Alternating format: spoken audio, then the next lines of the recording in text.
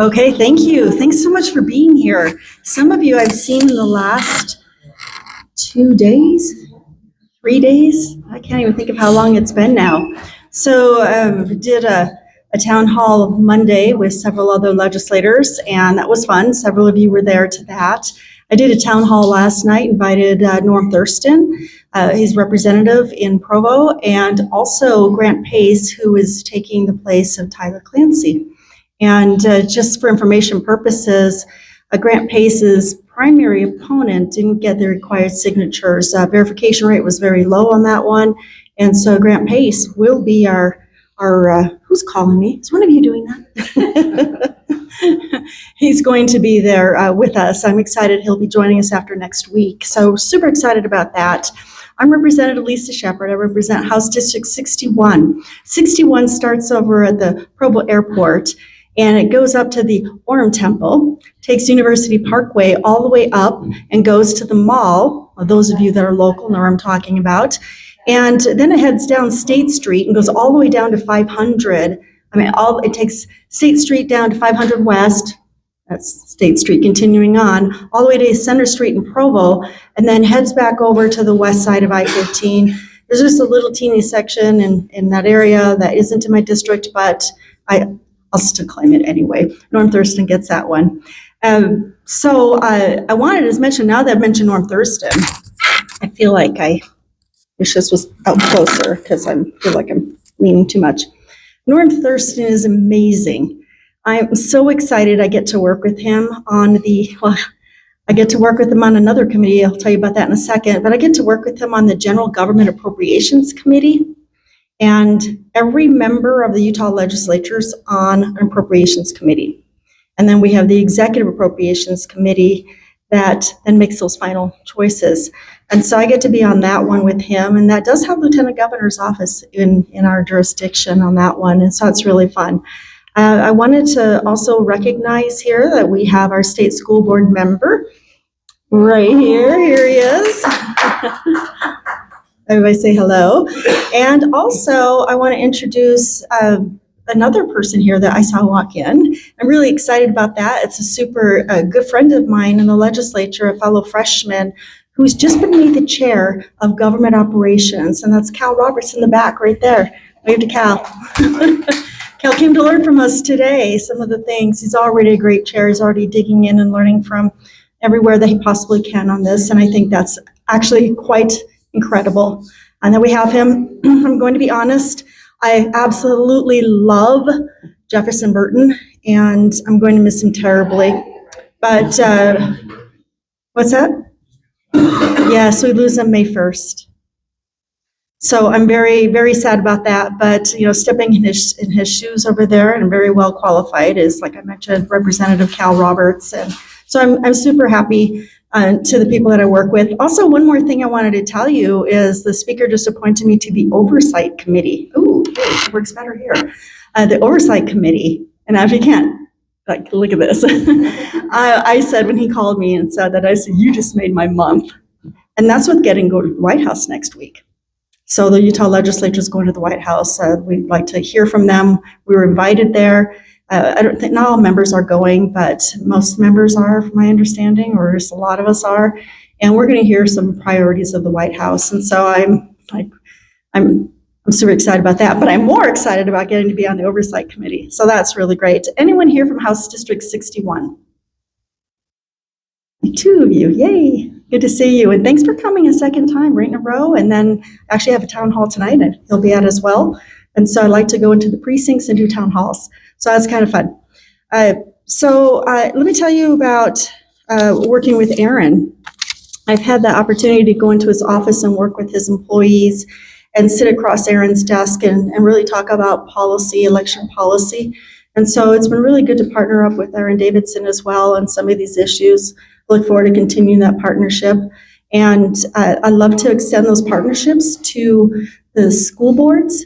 So I have 2 school boards in my district, and also with our city councils. And I've arranged for April 28th. Anyone that's interested wants to come here. Representative Thurston and me and Grant Pace and David Schallenberger, all representatives for Represent Provo, will be presenting what we did and the changes that happen that City Council will be interested in on April 28th to Provo. We'll go back and do Orem as well. Haven't arranged that one yet. So it's really important to me to partner up because we all have shared constituencies, and that's super important to me. Let me tell you why I feel qualified in the election space. So for 4 years, minus 3 months, I was a senior, I can't even say it, senior policy advisor for Commissioner Tom Sakovich. And 2 of those years, the clerk auditor was our portfolio. And then I still stayed engaged in that, even though it wasn't our portfolio, and had the opportunity to go in and be able to look at processes and have been able to be a part of the, now I can only think of reconciliation, Aaron, because you said that, and that's the only thing that's coming to my mind right now, but the audits, right? I've been able to go and be part of the audits because my commissioner was a member of the board of canvassers. And so I would go in with him and also without him. And as Aaron mentioned earlier, he would let people just pick boxes. When I went in there and did those, I pretty much demanded, let me just pick the box. And then got to ask whatever questions and make sure that what we saw that was in the box matched what the records were. But if we're going to protect elections, I don't believe that's exactly the only place where we need to take a look and make sure that it's safe. We need to look at our processes of how we get the ballots to the people, how they come in.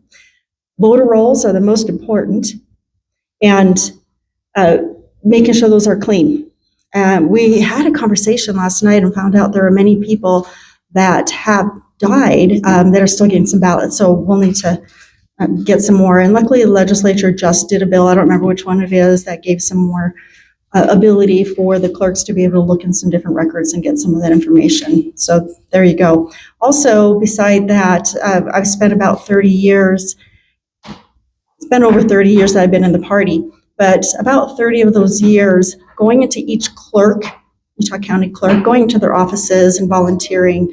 So I have seen elections for a long time, and I've had a very personal interest in it.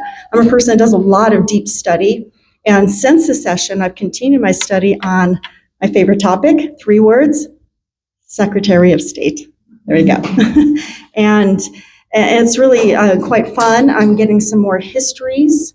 And so let's start into that. Let's talk about the Secretary of State. Don't let me forget, I also want to talk about immigration bill, House Bill 88 and House Bill 386. 386 was mine. So we'll be sure to talk about that before we're done. So Secretary of State, I believe that is a separation of powers that we absolutely need in our executive branch.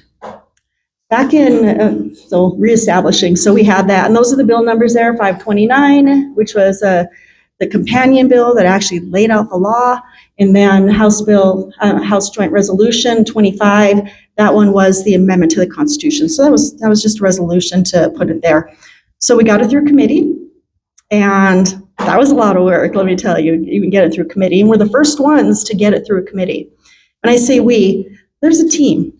It's not just me. I work with other people, and I get their ideas, and I sit in their offices, and we flesh out what works and what doesn't work. So we got it through a committee, and then we got it to the floor, and that was a lot of work too. And we passed the floor. We had 57 votes out of 75, and I was very happy to see the amount of support that we had there. There's a definite inherent conflict of interest. Just want to say that. When you have a member of a joint ticket being a person that is over elections as well. My viewpoint is a structural issue, and I always like to make this comment. Me running any election bills, including this bill and this resolution, is not a referendum on any current or past office holders, whether it be the governors or lieutenant governors. I just want to make sure. So the way I'm approaching this is structural, and that is it. Let's see if I can figure out how to make these changes. There we go. I'm going to get this. Okay, the Secretary of Duty, that too, but the Secretary of State, sorry, this doesn't fit very well down here. So I'll let you look at that because I don't need to read to you. Back in Well, 1895, we started this little thing called Utah. Even previous to 1895, Utah had a Secretary of State. In 1972, well, let's back up.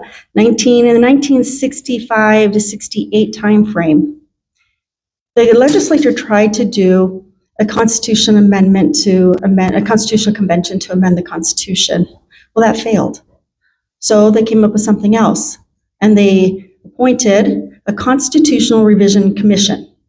And that commission was charged with looking at the executive and the entire Constitution and recommending changes, and then the legislature went ahead and made changes. So one of those things was, I want to put this in perspective. One of the things was I think I actually have that here. Yeah, I don't, I'm going to keep going with what I'm telling you. The Secretary of, one of the things that they talked about was whether we should go to a lieutenant governor model.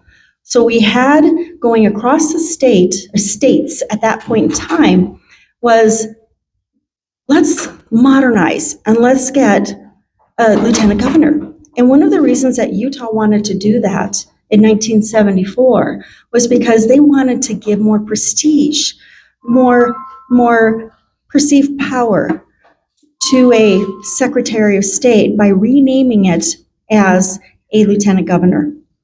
I agree. One of the other things they wanted to do was a joint ticket. I agree. A succession plan to be lieutenant governor. I completely, totally agree. But there was some debate on the floor about this conflict of interest, but it's still passed. And anyone that's in the legislature know there's a lot of negotiation that happens, and I'm pretty sure there was a negotiation that happened prior to this, and they got to where it was, and that Constitution Revision Commission, they had a lot of power. So the first chair of that was Neil Maxwell. You might have heard of him before. He uses an A in there. Okay, so he was the first one. And then the second chair, let's see if anyone knows this one. This was in the 1980 timeframe. His name was Carl Snow. Has anybody ever heard of Carl Snow? Yeah, right? Yeah, some of us that have been around for a while. Carl Snow, man, he did a lot of things. He was in the legislature. I can't remember now if he was in the House or the Senate. And then he ran for Congress. And that's just about when I started to get involved, was when Carl Snow was running for Congress. And his campaign manager made this full-page ad showing a picture of him with his family, which was this grand amount of people, right? Very nice picture. And then his opponent was Bill Orton, who was single, and then showed him by himself. Black and white, terrible. Yeah, right. Well, public didn't like that. They really didn't like that. And guess who won? Bill Orton. So it's really kind of fun knowing the history, being involved at that point in time, and then going back through all this historical information and seeing these key players there. It's really, really kind of fun to watch this. So I just wanted to give you a couple names there that were involved. James Faust was involved in over the 1980 and later as well, and many other people in there. They had some legislators involved in those initial discussions, and as part of that commission. So 1972, they decide that they're going to go ahead and they're going to put this on the ballot for 1974 to go to a lieutenant governor. So we have a current Secretary of State, and they want to create this other position and get rid of the Secretary of State. Well, the people failed that by over 60%. Then, that's in November of 1974. January of 1975, the legislature creates, by statute, instead of by constitution amendment, a lieutenant governor. So now they decided that they created a vacant position, and they were going to appoint the Secretary of State as the Secretary of State / Lieutenant Governor. So that's a little bit of the history there. And he served in that position, doing that from 1975 through 1980 when they put it back on the ballot and it passed. and it passed by 56% at that time. Now, I don't want to tell you about 1980, it was around 555,000. I'm not looking at my numbers, I might be here further in the slides. 555,000 people engaged in that process. And the last time we had a constitutional amendment, it was 1.4 million people. So we've had a lot of growth in the state of Utah. So in this debate, I had a lot of push to me to make it someone that was appointed. And I said that I wasn't interested in that because what I'm looking for is an independently elected, directly accountable to the people, elected official who we elect to do elections. The lieutenant governor position is a position that is waiting to be governor. And that's the way I look at this one. Again, not a referendum on any people. So I had a conversation, a couple, maybe 3 or 4 of them actually. I think I might be at 5 now, with a former lieutenant governor who became a governor, Governor Herbert. And I've had the repeated conversations and detailed conversations with him about this bill. And he told me I was going in the right direction. Now, I've not asked for public endorsement of this or anything. I'm just telling you, these are the conversations that we had. And one thing that really stuck out in my conversation with him was when he became governor, he appointed 101 judges. How many of us, when we're talking to the governor, lieutenant governor, ask any question about how are they going to appoint judges? How many of us really ask about how they're going to do elections? How they're going to oversee them? Has anyone ever considered the fact that it's a joint ticket, but can the governor fire a lieutenant governor? Nope, because they're elected jointly, but they're elected they are an independent elected official, but on a joint ticket, and they're a constitutional officer. So the answer is no. Can the people fire a lieutenant governor? No, they can't. So what it's lacking is accountability to a governor and accountability to the people for these tasks. The lieutenant governor has many duties. Many of them, most of them, are by statute. But there's many duties also that are by the governor, and some of them that are in the Constitution. And so that's to be basically governor in waiting, and be on different commissions, and they can even run different departments. So Governor Herbert was actually over water and transportation and all communication with all other governments, which that actually, the last one, is in statute. I don't remember now right this minute if it's in the Constitution or if it's just right in statute. But that is a very important part. And so I'm looking for us to have a lieutenant governor that is not saddled with elections or the controversy of elections. Back in 1974, remember that was part of the question that some of the people had. And how do I know this? Because I've listened to the meetings. That's how. And now since session, I have gone through all of the minutes from 1980 because they can't seem to find the Constitutional Revision Commission's minutes prior to that, dang it, because there's a lot of good stuff in there. But from 1980 to 1989, they kept that commission for a long time. And they came back, and I was saying this during the session, that elections isn't now what it was in 1980. It is, you guys tell me the word, I can't even think of the word right now what it is. It is like a huge job, right? Any Trump lovers, I say huge, is that how he says it? It's a huge job.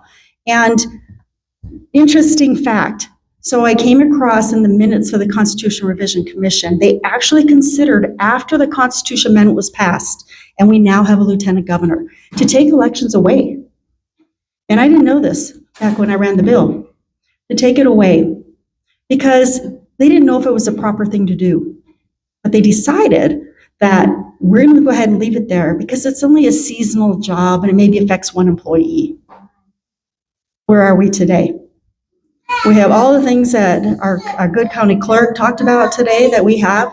We have SB 54, which is signature path, right? So you've got dual path, you have signature verification, you have Oh, I can't even think of everything that you have. There's so much. I'm not even gonna try. I'm not gonna try. I might even have it in the slides. But I just wanted to tell you about those things there and why, to me, it is so critical that we get an independently elected, directly accountable, yes, I said it twice, directly accountable 3 times, elected official that we elect based on us asking them questions of how they will oversee elections. So that's what I'm looking for. So here's the profile. This is what you need to have. This is in the Constitution. You have to be 25 years old. And the reason that I picked 25 years old is because that's what the other constitutional officers are, which are the auditor, the attorney general, and the treasurer. So I thought, well, you know what, this one can be the same. I think you have to be 33, I'm not remembering for sure right this minute, on governor and lieutenant governor. But I didn't feel like the Secretary of State had to have that. So 25 years old, obviously a citizen, you have to be a resident for 5 years preceding this election, obviously a qualified voter, and they will be in the executive department. And I wish I would have I have a pull-up that I've ordered, a banner, that really shows, I've got the pillars, and there's 6 of them instead of 5, and I think it's a firmer foundation. And so we'll have the strength in the center of the executive joint ticket, but the 2 different officers. And then you have the other 4 officers doing the specialized duties that a Secretary of State did in the past. And that lieutenant governor is doing that as well. And the questions got raised a couple times, about it being about our current lieutenant governor and maybe dissatisfaction. And I'm like, no, I actually like our lieutenant governor. But and I filed this in May of last year, so it's previous to any of the rulings and things that have happened with the courts and the maps and that kind of stuff. But the best thing about this bill is that if you like our lieutenant governor, you can keep her, right? You can keep her because you could elect her to be the Secretary of State, and probably arguably the most qualified, having seen everything that this one's had to go through. And so I'm not advocating one way. I have no idea what our lieutenant governor's plans are. I've not asked her. But I'm just saying, it's not negative about our lieutenant governor, because this sets a pathway for our lieutenant governor to even run to be Secretary of State if they chose not to run for governor. But I have no idea what's happening with that. So that's what we have there. So the chief election officer, this is what the bill did. It is supervisory authority over all state elections, certification of candidates and election results, oversight of voting equipment and ballot uniformity, maintenance of registered political party lists, and campaign finance reporting regulations. Even if you couldn't get on the site today where it says it's forbidden or whatever it was, maybe I can help you, because I usually can access it, so I can maybe help you with that. So I'll mention that we have Senator McCall. I don't think he was ready for this yet, and was one of them that voted. He and Nate Bluen spoke against this bill in the Senate, on Senate committee when I presented to the committee. And but I will say that there's an agreement that there's that inherent conflict of interest that happens. And we also see that does happen, with our county clerks as well. And so there were several measures put into bills this year, and even by Senator McCall, that directly help to solve the conflict of interest that we all see, that's in there. But I think that's a little bit too little. I really think we need to just make it a separate elected official. Okay,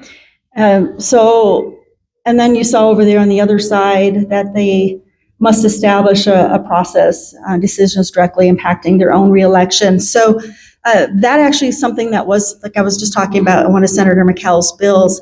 But what I'll tell you is the way that I made House Bill 529 and HJR 25 is that if the Secretary of State is conflicted, whether a candidate or conflicted, then it goes to actually the lieutenant governor.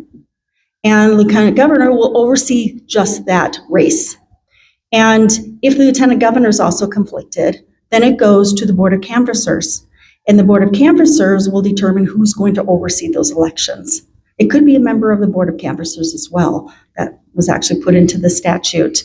And I felt that was a really important detail. I think in my slides here, it'll tell you some of the details. I keep wanting to jump over and tell you. So the Secretary of State, this is the same duty that has the Lieutenant Governor. It's the custodian of the Great Seal, lobbyist regulations, notaries, and local governments. So here's the refined, streamlined. It's focused on support and diplomacy. So that's what I'm saying. I would like to see our Lieutenant Governor be the biggest ambassador, the largest voice of the ambassador for the governor's agenda. And I think, like I said earlier, saddling them with elections is a distraction to being able to help the governor to get what they want to get done. I think it's very important that we don't let our lieutenant governor in the future be marred or, I'm thinking of the word I want to use, demeaned because of controversies of elections. Don't want to see a lieutenant governor step into the governorship having had that controversy around them. We should never, in my opinion, never have put that on a lieutenant governor. Should have let them be the ambassador and the partner with the governor that they select them for. So that's the other part. So revised line of succession. I did not stick the Secretary of State back where it used to be. I put it down right after our Attorney General. And this is what I was hoping for, that we'd get it on the ballot this November, and the first election be in 2028, and they transfer the power in 29, and then we'd run for a 4-year term in 30. So now we're looking that we could get this on the ballot in 28, and we would hold an election in 30. So I am looking for a governor candidate who supports the Secretary of State. I've not found one yet that doesn't. And they would support letting it happen during their term. So I'm excited about that. So there may be somebody I'm not aware of that's running for governor. For the ones that I'm aware of that have suggested that they're running, I've had detailed conversations with them and looking forward to getting some support on this bill with them. I will tell you that I did speak with Governor Cox. He was very gracious about it. He wanted me to have a commission like this was. He wanted me to do a study. I told him I didn't think that was necessary. I didn't think we had the time. Now is the time because it's an open seat. He's not running for re-election. Perfect time to make this change. The Senate wasn't on board with this yet. So we're going to keep working on that one. I'm going to just go past some of this. That one's going to be changing.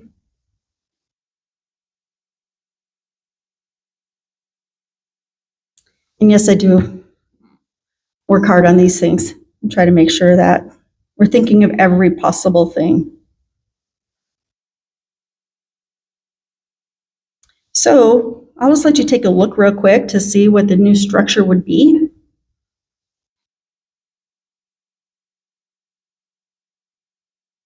Yeah.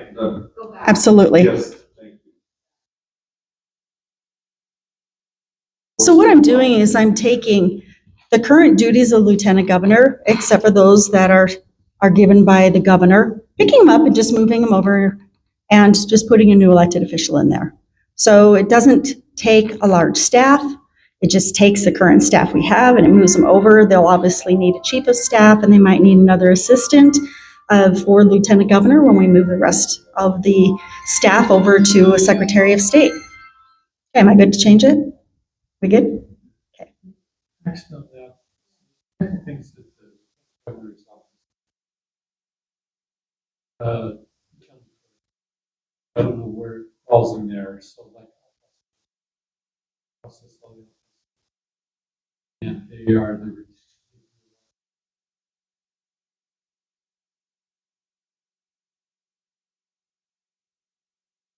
That again. Okay. I'm not sure if that should follow the secretary. Okay, well, let's talk about that after. Yeah, I put that all under Secretary of State, but let's see, because we can amend anything as we're going into the next session. And that's the end of my slides, but it's not the end of what I have to say. I might be a little unfortunate, to you guys about that, because I might keep talking here. I just want to take a look at my notes real fast and just see what I haven't told you before yet.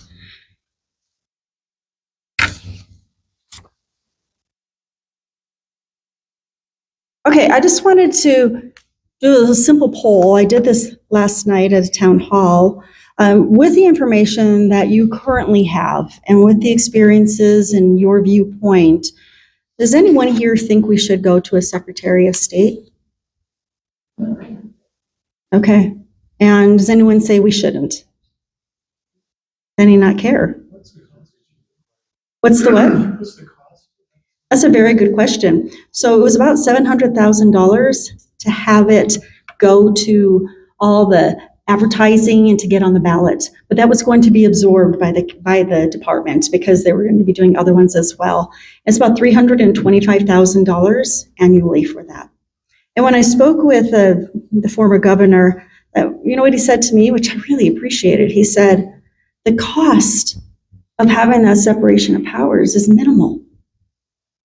And I was like, oh, this is great. Love talking to you about this one. And so that was really great to be able to have those conversations and really in-depth conversations and really find out, tell me your experience with this. I didn't tell you that I also spoke with 2 former state elections directors and had detailed conversations with them, and they both agreed. Isn't that interesting? I didn't have those conversations with the current ones. They tend to feel like it's going to be about them, or like I said earlier, that it's a referendum on them. It's not. It is absolutely not. There are really good people working in these positions and busting their tails every day, all day.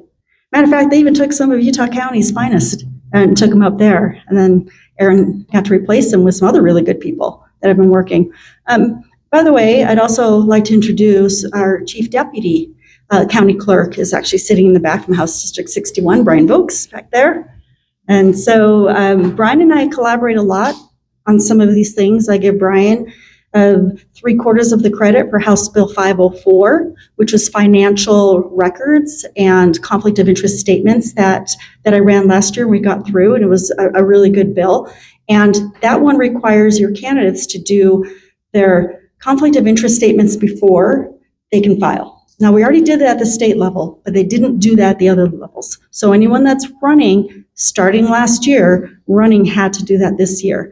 And I just kind of smile, and that goes all the way down to city councils, mayors, everybody. But there was one thing that we didn't catch, which is what Aaron mentioned earlier when he said our county people, so those running for the county executive positions,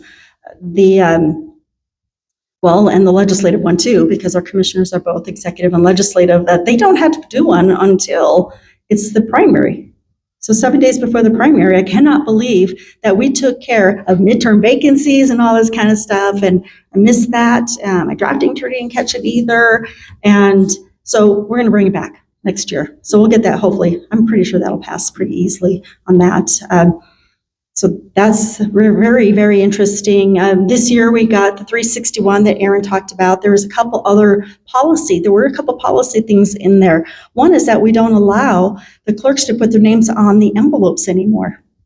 So when it comes from your county clerk, Aaron Davidson, I'll say in the past, very good, thank you. Yeah, follow what he does, I guess.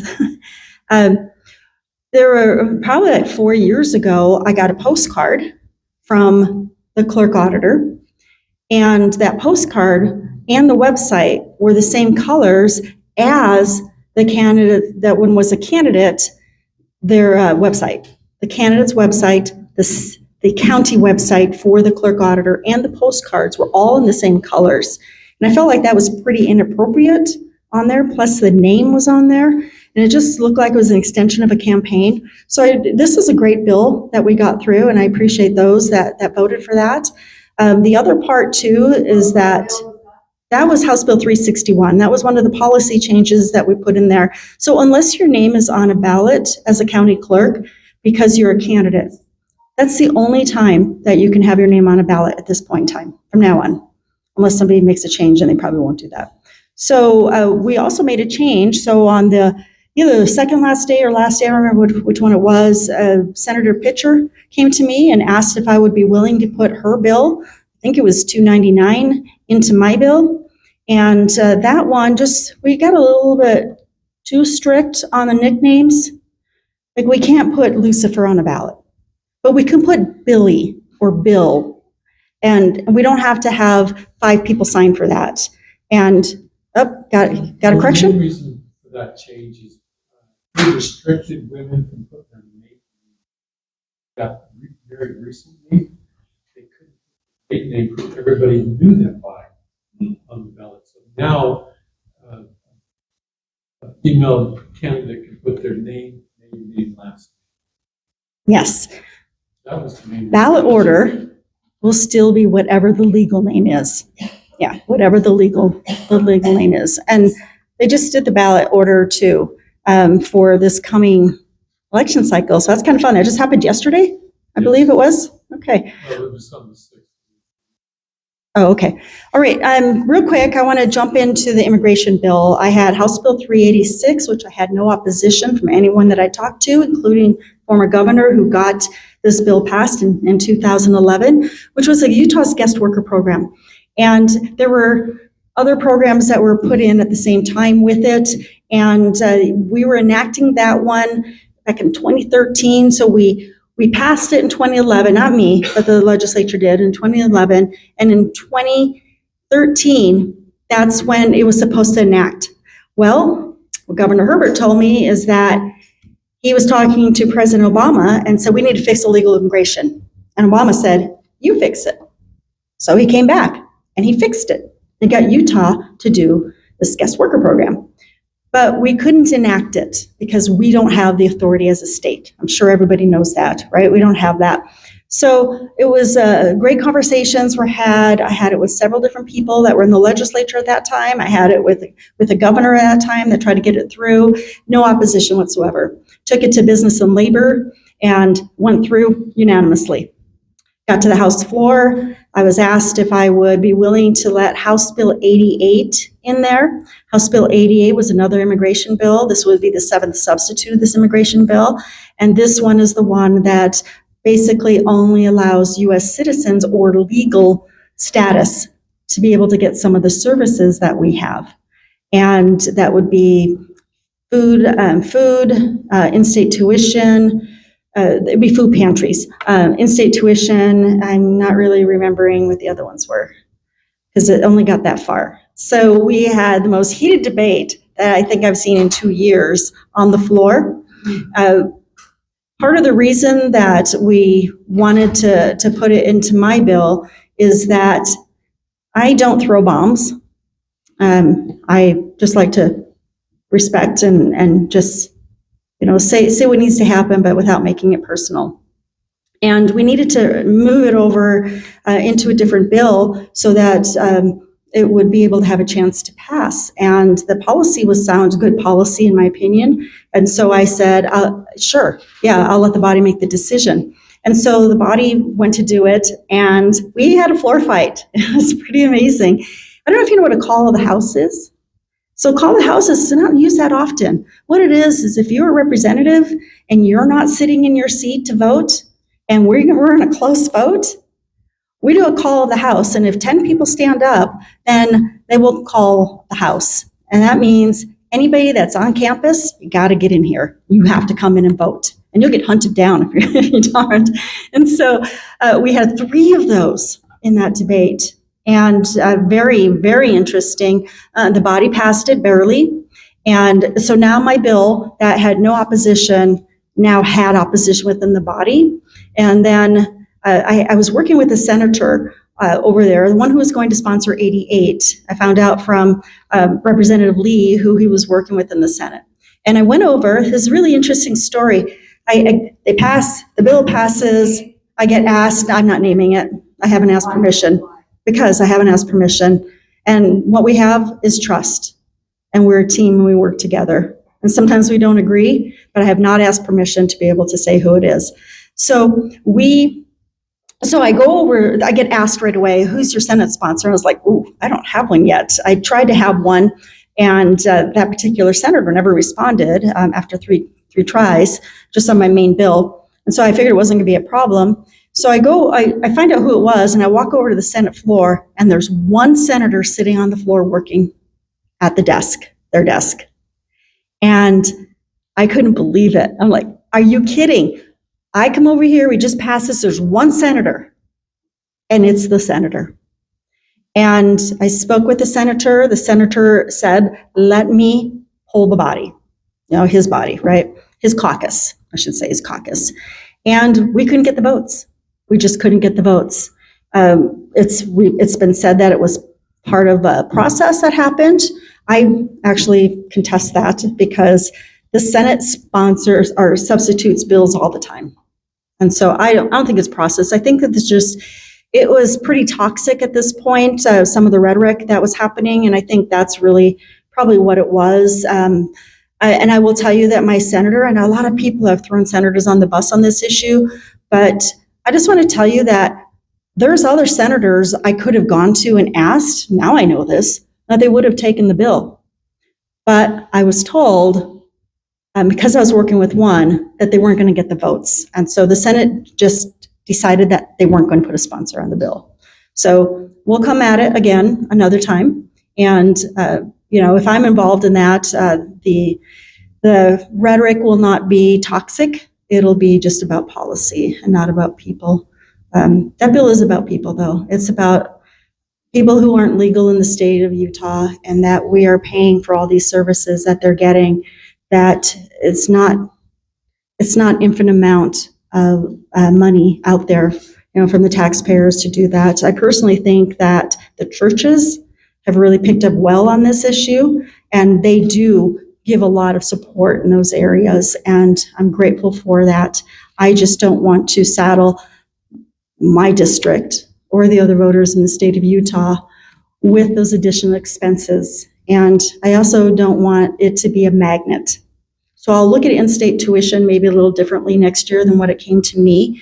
I'll look at that one if it comes up, and I'll probably do an amendment on it. I don't know if I'm going to sponsor this or not, but it would be that we take a look at which year are we at right now, which year in school do they need to be here, and then go back to the date that they would have first started, or the date of 2027, and anyone that comes after wouldn't be eligible, but anyone that's been here would be eligible to pay in-state tuition. It's not they're getting free, they're still paying for it, but I'm still concerned about how do they get a job after.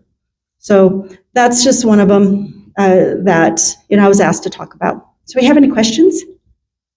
Because we're just like out of time. We have 2 minutes for questions. Sylvia.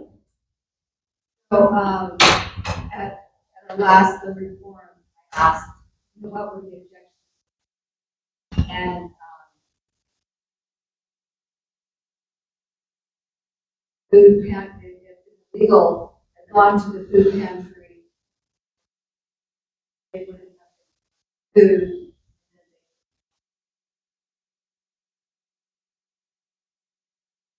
Food. My question is, could that bill not have been so that wouldn't happen? That seems to me.